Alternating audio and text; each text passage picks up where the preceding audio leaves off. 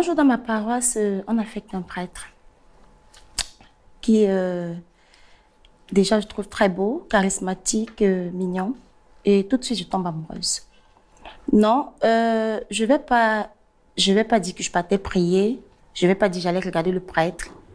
Mais chacun a quelque chose en lui qui, on ne sait pas à quel moment il y a le déclic. Donc, dans ma paroisse, le prêtre qu'on a affecté, comme je disais, je l'ai trouvé très beau, charismatique et surtout très rassurant. Et il m'a plu, du coup, je suis tombée amoureuse. Sauf que, plus je m'intéresse à lui, plus il y a des gens qui s'intéressent aussi à lui. Non, je ne décide pas de le séduire. Je décide de me rapprocher de lui, en fait. Donc, c'est comme ça que je m'inscris à la chorale. Déjà, je vais te dire, grâce, je ne suis pas chantre. Hein. Donc, ok, je m'inscris à la chorale. Ben, il faut bien quelque chose, il faut que ça commence. Tu sais, les sentiments, ça se nourrit avec le temps. Donc, c'est pas comme si tu programmes ce genre de choses. Donc, je ne veux pas dire que ces choristes étaient placés comme moi, non, du tout. Voilà, nous sommes dans la chorale et tout se passe très bien. De plus en plus, je me rapproche du prêtre parce que j'ai ce talent-là. J'ai le contact facile, en fait. D'accord. Voilà, donc je me rapproche de plus en plus du prêtre et je me rends compte qu'il est de ma région. C'est comme ça qu'on commence à papoter en dialecte.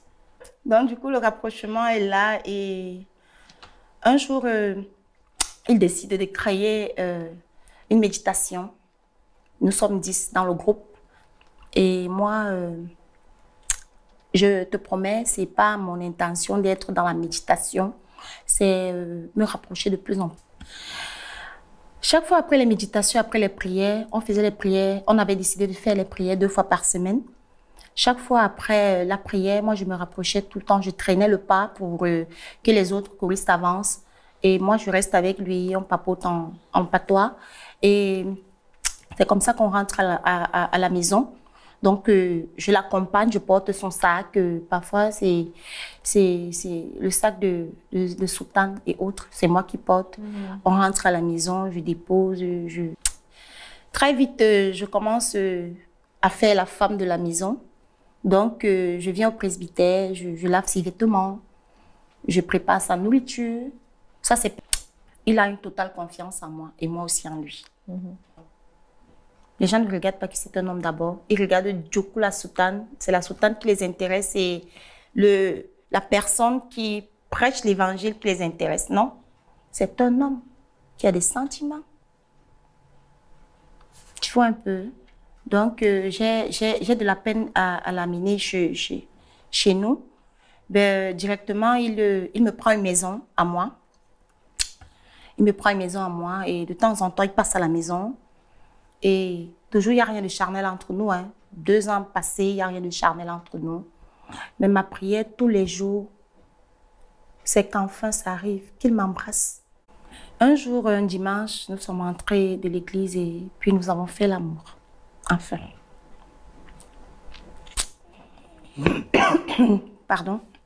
Nous avons fait l'amour. C'était vraiment tout ce que j'attendais, tout ce qui était debout. Comme j'ai dit, c'est un homme. Et c'est un homme vraiment. Nous avons fait l'amour dans la cuisine, tout ce que j'avais rêvé. Je te promets, ce jour, j'ai beaucoup pleuré. Lui pleurait de bonheur, pleurer parce qu'enfin, il a pu poser la main sur moi. Pleurer parce que... Bref. C'était ça, en fait. C'était trop bien.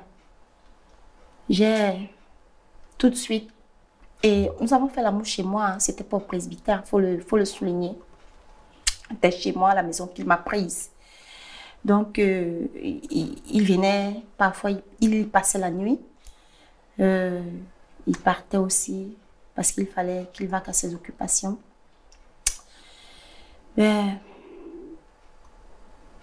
J'ai fait notre premier bébé.